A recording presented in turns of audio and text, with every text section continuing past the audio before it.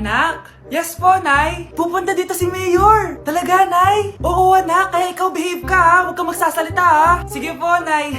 Sana bigyan niya tayo ng pera, pati bahay at lupa. Few moments later. Magandang hapon po. Ay, hello po, Mayor. Pumunta ako dito para sabihin na bibigyan ko kayo ng pera at saka bahay at lupa. Wow naman, Mayor! Basta ako ang iboboto nyo sa susunod na eleksyon. Opo, Mayor. Kayo po yung boboto namin. Tanungin natin anak mo. Ako ba ang iboboto mo? Ayaw naman ata ng anak mo eh. Anak! Mukhang ayaw talaga eh. Ibibigay ko na lang sa iba yung pera tsaka lupa. Aalis na ako.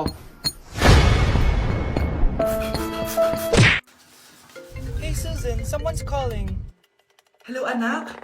Kamusta na kayo dyan? Padala ka ng 10,000 ha? Dahil wala na kaming baon ng mga kapatid ko. Anak, pasensya ka na. Di mo na ako makakapagpadala ngayon. Di ba pumunta ka dyan para sa amin?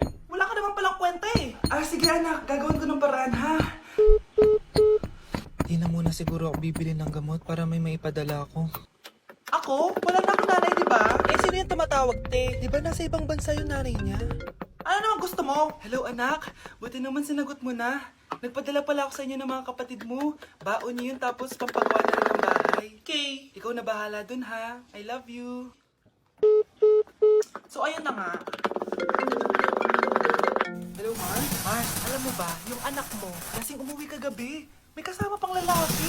Baka ibang babae yung Mars ha? Hindi naman ganun yung anak ko. Sure ka ba talaga Mars na yung mga perang pinapadala mo napupunta talaga sa baon at bahay nyo? Oh ano? Nakapagpadala ka na ba ng pera? Oo anak. Nagpadala na ako kanina. Dagdagan mo marami ka ng bayarin na yan. Anak, matanong ko lang. Hindi mo ginagastos yung mga pinapadala ko.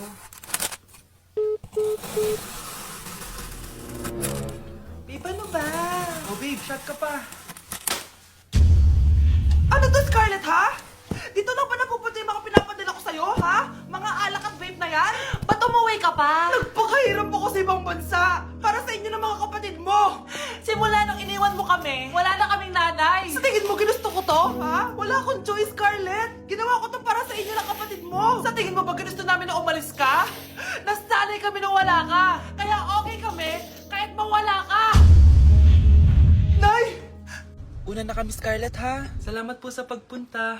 Oh, Scarlett. Pinapabigay yan ng nanay mo bago siya mamatay. Ang laki nito, tita. Inipon ng nanay mo yan para sa inyo ng mga kapatid mo. Sana gamitin mo ng maayos. Kahit wala ka na, hindi mo pa rin kami pinapabayaan. Salamat, Nay. Sana yan ang makakapagpabago sa'yo, anak. Balang araw, babalikan din kita. Nay, ang taas ng grades ko, oh!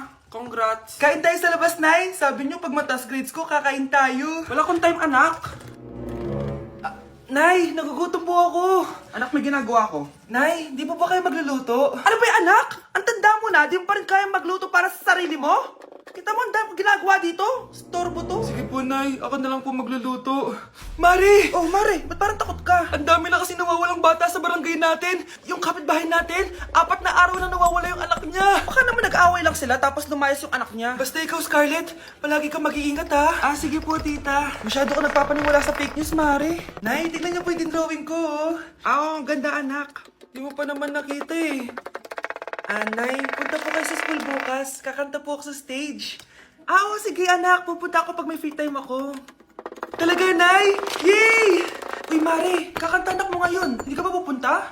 Hindi na siguro, Mare. Marami pa akong gagawin. Hinihintay ka nun. Pagbigyan mo na. Minsan lang. Naku, Mare. Sagabal lang yun sa trabaho ko.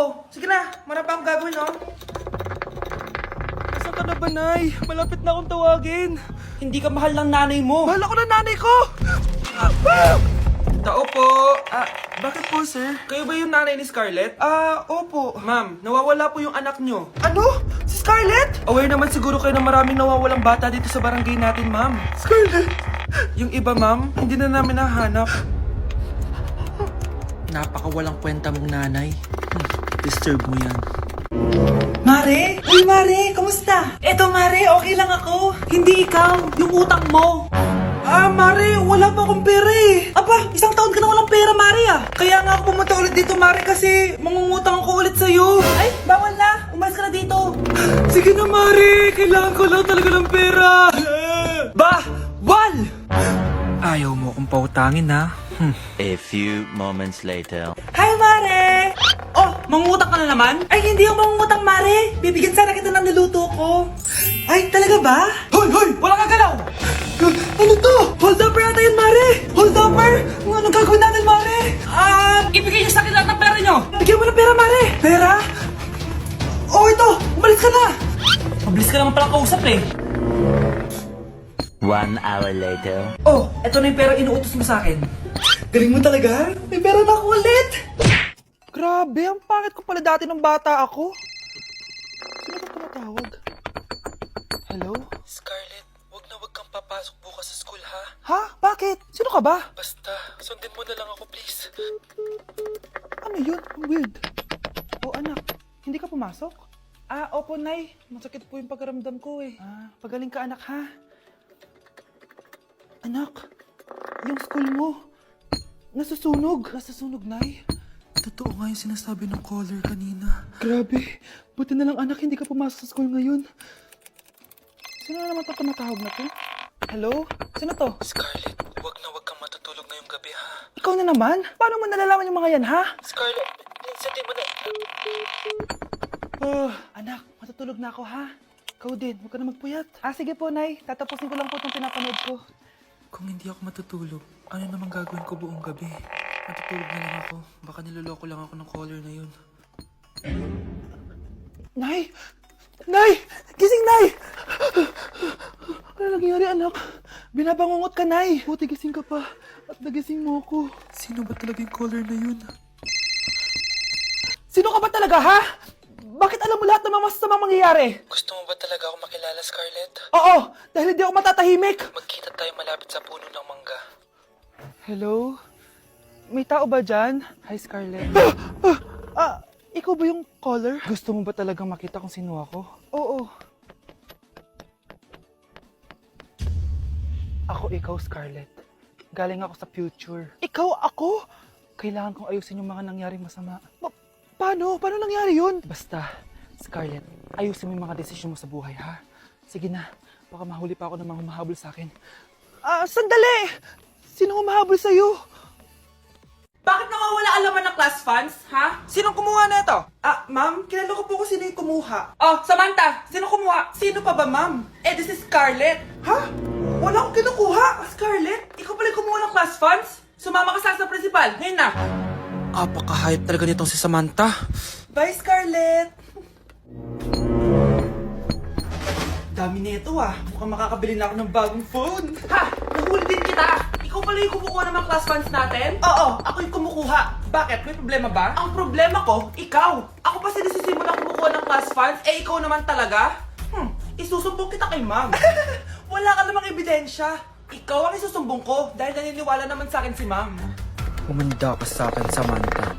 Wow, may bagong phone si Samantha. Sana all. Bigay ito ng parents ko, guys. Class! Sino naman kumuha sa class funds? Si Scarlett po yung kumuha, ma'am. Pagsabihan nyo nga yan. Ako na naman? Nagpapatawa ka ata, Samantha. Talaga ba, Samantha? Kitang-kita ko na kumuha ka dito. At narinig ko. Nabalak mo na naman si Scarlett. Ma'am, di po ako yun. Gagawin mo pa ako sinungaling? Diyan ka naman magaling, di ba, Samantha? Sa pagsisinungaling? Sumama ka sa akin sa principal at ipapatawag ko yung magulang mo.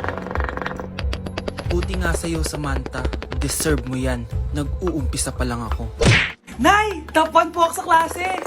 Talaga, anak? Mahal ka talaga sa akin. At dahil dyan, may iPhone 13 Pro Max ka! Wow, thank you, Nay! Salamat, Google at Photomat. A few moments later.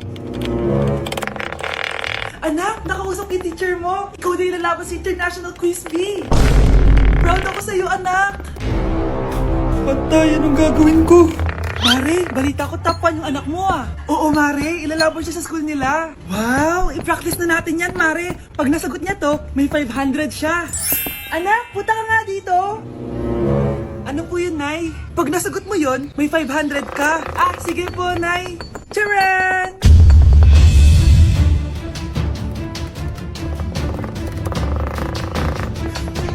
Ano, anak? Nay, di po talaga totoo na matalino ako. Kinukuha ko lang po yung sagot sa internet. Ma, sorry, Ma.